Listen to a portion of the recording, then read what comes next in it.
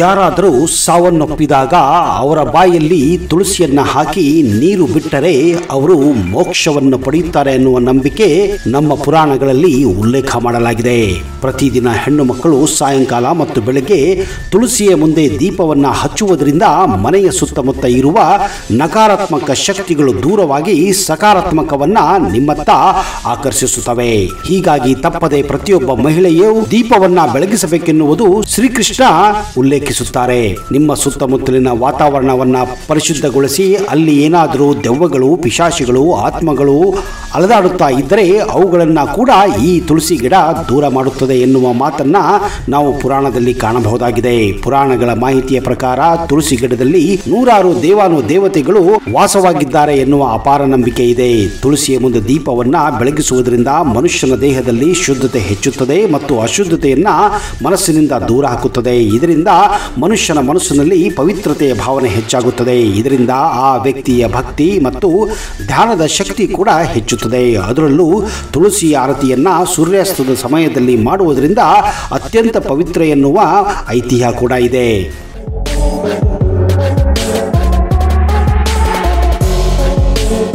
ಹಿಂದೂ ಸಂಸ್ಕೃತಿಯಲ್ಲಿ ತುಳಸಿ ಗಿಡವನ್ನ ಭಕ್ತಿಯಿಂದ ಪೂಜಿಸುತ್ತಾರೆ.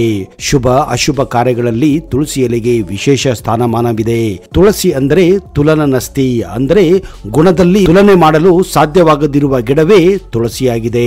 ದೀಪಾವಳಿ ಹಬ್ಬ ಮುಗಿದು ಹಿಂದೂಗಳು ಆಚರಿಸುವ ಹಬ್ಬವೇ ತುಳಸಿ ಪೂಜೆ ಅಥವಾ ಕಿರು ದೀಪಾವಳಿ. ಚಂದ್ರಮಾನ ಕಾರ್ತಿಕ ಮಾಸದ ಶುಕ್ಲ ಪಕ್ಷದ 12ನೇ ದಿನ ಅಂದರೆ ದ್ವಾದಶಿಯಂದು ಈ ಹಬ್ಬವನ್ನ ಉತ್ಥಾನ ದ್ವಾದಶಿ ಎಂದು ಕೂಡ ಆಚರಿಸುತ್ತಾರೆ. ತುಳಸಿ ವಿವಾಹ ಹಿಂದೆ ಒಂದು ಪುರಾಣದ ಕಥೆಯೇ ಇದೆ. ಹಿಂದೂ ಪುರಾಣದ ಪ್ರಕಾರ ವೃಂದ ಎಂಬ ಹೆಸರಿನ ಯುವತಿಯೇ ತುಳಸಿಯಾಗಿ ಗಿಡದ ರೂಪ ಪಡೆದಿರುತ್ತಾಳೆ. ಈಕೆ ಜಲಂಧರನೆಂಬ ದುಷ್ಟ ರಾಜನನ್ನು ಮದುವೆಯಾಗಿರುತ್ತಾಳೆ. ಅವಳಿಗೆ ಮಹಾವಿಷ್ಣುವಿನ ಮೇಲೆ ವಿಶೇಷ ಭಕ್ತಿ. ಇದು ಜಲಂಧರನಿಗೆ ಸ್ವಲ್ಪವೂ ಇಷ್ಟ ಇರುವುದಿಲ್ಲ. ಆತ ದೇವತೆಗಳಿಗೆ ಉಪಟಳ ನೀಡುತ್ತಿರುತ್ತಾನೆ. ಶಿವನು ಏನು ಮಾಡುವುದೆಂದು ವಿಷ್ಣುವಿನ ಮೊರೆ ಹೋಗುತ್ತಾನೆ. ಆಗ ವಿಷ್ಣುವು ಜಲಂಧರನ ರೂಪ ತಾಳಿ ವೃಂದಾಳ ಬಳಿಗೆ ಬಂದು ಆಕೆಯನ್ನ ಮೋಹಿಸಿ ಆಕೆಯ ಪಾವಿತ್ರಕ್ಕೆ ಧಕ್ಕೆ ತರುತ್ತಾನೆ. ಈ ಸಂದರ್ಭದಲ್ಲಿ ಶಿವನು ಜಲಂಧರ ರಾಕ್ಷಸನನ್ನ ಸಂಹರಿಸುತ್ತಾನೆ. ಇತ್ತ ತನ್ನ ಚಾರಿತ್ರ್ಯಕ್ಕೆ ಧಕ್ಕೆ ತರುವ ವಿಷ್ಣುವಿಗೆ ವೃಂದ ಕಪ್ಪು ಕಲ್ಲಾಗಿ ಹೋಗು ಎಂದು ಶಾಪ ನೀಡುತ್ತಾಳೆ. ಅಷ್ಟೇ ಅಲ್ಲದೆ ನಿನಗೆ ಪತ್ನಿಯ ವಿರಹ ಉಂಟಾಗಲಿ ಎಂದು ಕೂಡ ಆಶಿಸುತ್ತಾಳೆ. ಮೋಸದಿಂದ ನಿನ್ನ ಪತ್ನಿಯು ಅಪಹರಣಕ್ಕೆ ಒಳಗಾಗಲಿ ಮತ್ತು ನೀನು ನಿನ್ನ ಪತ್ನಿಯ ಹಾಗೂ ಗೆಳತಿಯ ಅಗಲಿಕೆಯನ್ನ ಸಹಿಸಬೇಕಾಗುತ್ತದೆ ಎಂದು ಶಾಪ ಹಾಕುತ್ತಾಳೆ. ಇದರಿಂದ ರಾಮಾಯಣದಲ್ಲಿ ವಿಷ್ಣುವಿನ ಅವತಾರವಾದಂತಹ ರಾಮನಿಗೆ ಸೀತೆಯು ಕಾಡಿನಲ್ಲಿ ಕೆಲವು ವರ್ಷಗಳ ಕಾಲ ದೂರವಿರುತ್ತಾಳೆ. ಈ ಶಾಪವನ್ನು ನೀಡಿದ ನಂತರ ವೃಂದ ತನ್ನ ಪತಿ ಜಲಂಧರನೊಂದಿಗೆ ಸತಿಯಾಗುತ್ತಾಳೆ.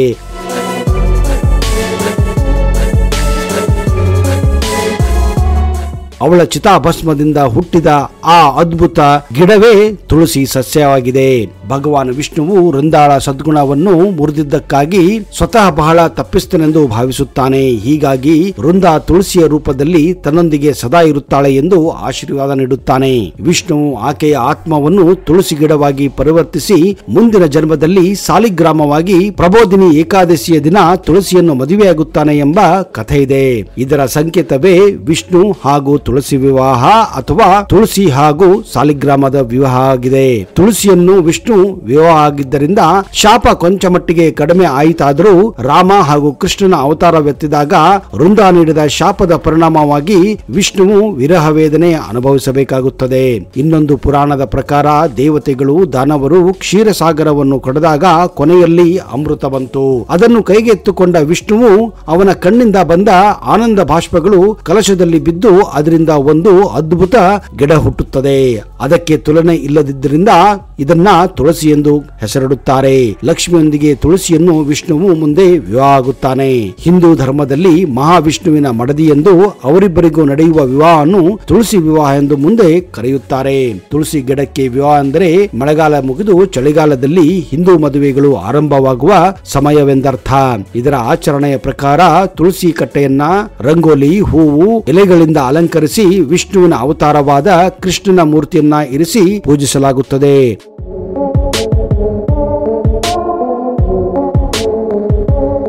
ಕೆಲವೊಂದು ಕಡೆ ವಿಷ್ಣುವನ್ನ ನೆಲ್ಲಿಕಾಯಿ ರೂಪದಲ್ಲಿಯೂ ಕೂಡ ಪೂಜಿಸಲಾಗುತ್ತದೆ. ದೀಪಾವಳಿಯ ಸಮಯದಲ್ಲಿ ಇದ್ದ ಸಂಭ್ರಮವೇ ತುಳಸಿ ವಿವಾಹ ಸಮಯದಲ್ಲೂ ಇರುತ್ತದೆ. ತುಳಸಿ ಗಿಡದೊಂದಿಗೆ ಬೆಟ್ಟದ ನೆಲ್ಲಿಕಾಯಿ ಗಿಡವನ್ನು ನೆಟ್ಟಿ ಪೂಜಿಸುವ ರೂಢಿ ಕೂಡ ಇದೆ.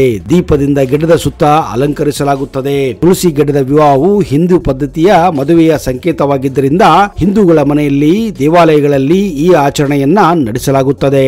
ಈ ದಿನ ಪೂಜೆಯಲ್ಲಿ ಪಾಲ್ಗೊಳ್ಳುವವರು ಉಪವಾಸ ಕೈಗೊಳ್ಳುತ್ತಾರೆ. ತುಳಸಿ ಗಿಡದ ಸುತ್ತಲೂ ಮದುವೆ ಮಂಟಪ ನಿರ್ಮಿಸುತ್ತಾರೆ. ಅದಕ್ಕೆ ತುಳಸಿ ಬೃಂದಾವನ ಎಂದು ಕೂಡ ಕರೆಯಲಾಗುತ್ತದೆ. ವೃಂದಾಳ ಆತ್ಮವು ರಾತ್ರಿ ಇಡೀ ಇದ್ದು ಮರುದಿನ ಬೆಳಿಗ್ಗೆ ಅಲ್ಲಿಂದ ಹೊರಟು ಹೋಗುತ್ತದೆ ಎಂಬ ನಂಬಿಕೆ ಕೂಡ ಇದೆ. ಹೆಂಗಸರು ತುಳಸಿ ಗಿಡವನ್ನು ಮಧುವಣಗಿತ್ತಿಯಂಗೆ ಶೃಂಗರಿಸುತ್ತಾರೆ. ವಿಷ್ಣುವಿನ ಅಥವಾ ಅವನ ಅವತಾರವಾದ ಕೃಷ್ಣ ರಾಮನ ಫೋಟೋವನ್ನ ಅಲ್ಲದೆ ಸಾಲಿಗ್ರಾಮ ಕಲ್ಲುಗಳನ್ನ ತುಳಸಿ ಗಿಡದ ಪಕ್ಕ ಇಟ್ಟು ಇಬ್ಬರನ್ನು ಸ್ನಾನ ಮಾಡಿಸಿ ಶುಭ್ರ ಬಟ್ಟೆ ತೊಡಿಸಿ ಹೂವು ಹಣ್ಣುಗಳಿಂದ ಅಲಂಕರಿಸುತ್ತಾರೆ. ಹಿಂದೂ ವಿವಾಹ ಪದ್ಧತಿಯಲ್ಲಿ ನಡೆಯುವ ಆಚರಣೆಗಳಂತೆಯೇ ವಿಷ್ಣು ತುಳಸಿ ವಿವಾಹವನ್ನ ಭಕ್ತರು ಆಚರಿಸುತ್ತಾರೆ. ಮದುವೆ ನಡೆಸುವವರು ಮದುವೆ ಕಾರ್ಯಕ್ರಮಕ್ಕೆ ಬಂದವರು ಅಲ್ಲಿ ಸೇರಿರುತ್ತಾರೆ. ಮದುವೆಯನ್ನು ನೋಡಿ ಬಾಯಿ ತುಂಬಾ ಹರಿಸುತ್ತಾರೆ. ವಧುವರರಿಗೆ ಉಡುಗೊರೆ ನೀಡುವ ಸಂಕೇತವಾಗಿ ಪೂಜೆಗಳನ್ನ ಏರ್ಪಡಿಸಿ ಮನೆಯ ಹುಡುಗಿಯರಿಗೆ, ಮಹಿಳೆಯರಿಗೆ, ಪುರುಷರಿಗೆ ಅತಿಥಿಗಳು ಉಡುಗೊರೆ ಕೊಡುತ್ತಾರೆ. ನಂತರ ಭೋಜನ ಮುಗಿಸಿ ಮನೆಗೆ ತೆರಳುತ್ತಾರೆ.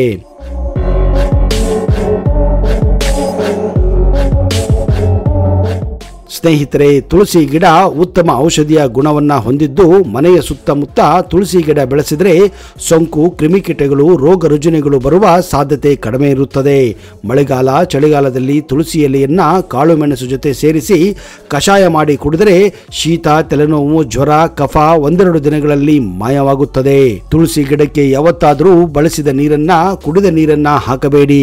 ಯಾವಾಗಲೂ ಶುದ್ಧ ನೀರನ್ನ, ಅದರಲ್ಲೂ ಹೆಚ್ಚಾಗಿ ಬಾವಿಯಿಂದ ತೆಗೆದಂತ ನೀರನ್ನ, ನದಿಯಿಂದ ತಂದಂತಹ ನೀರನ್ನ ಹೆಚ್ಚಾಗಿ ಬಳಸಿ. ಇಲ್ಲವಾದರೆ ಮನೆಯಲ್ಲಿಯೇ ಬಂದಂತಹ ನೀರನ್ನ ಶುಭ್ರಗೊಳಿಸಿ ಎರಡೂ ಕೈಗಳಿಂದ ತುಳಸಿ ಗಿಡಕ್ಕೆ ಹಾಕಿದರೆ ಯಾವತ್ತೂ ನಿಮಗೆ ಒಳ್ಳೆಯದಾಗುತ್ತದೆ ಎನ್ನುವ ನಂಬಿಕೆ ಪುರಾಣಗಳಲ್ಲಿಯೂ ಕೂಡ ಇದೆ.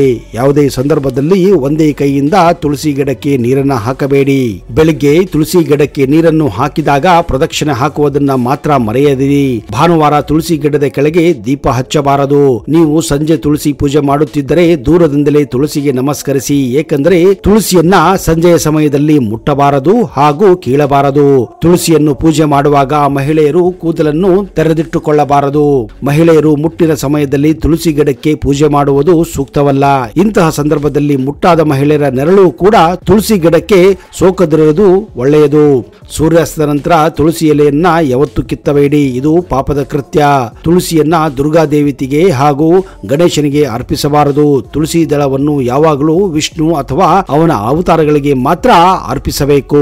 ತುಳಸಿ ಗಿಡವನ್ನ ಅದನ್ನು ನೆಟ್ಟಿರುವ ಕುಂಡದ ಸಮೇತ ಸ್ವಲ್ಪ ಎತ್ತರ ಜಾಗಕ್ಕೆ ಇಟ್ಟು ಪೂಜಿಸುವುದು ಒಳಿತು. ಯಾಕಂದ್ರೆ ನೀವು ಕಸ ಗುಡಿಸುವ ಸಂದರ್ಭದಲ್ಲಿ, ಮನೆಯನ್ನು ಸ್ವಚ್ಛಗೊಳಿಸುವ ಸಂದರ್ಭದಲ್ಲಿ ಕಸದ ಪೊರಕೆಯು ಯಾವುದೇ ಕಾರಣಕ್ಕೂ ತುಳಸಿ ಗಿಡಕ್ಕೆ ಆಗಲಿ ಅಥವಾ ಅದರ ಕುಂಡಕ್ಕೆ ಆಗಲಿ ತಗುಲುವುದು ಶುಭ ಸಂಕೇತವಲ್ಲ.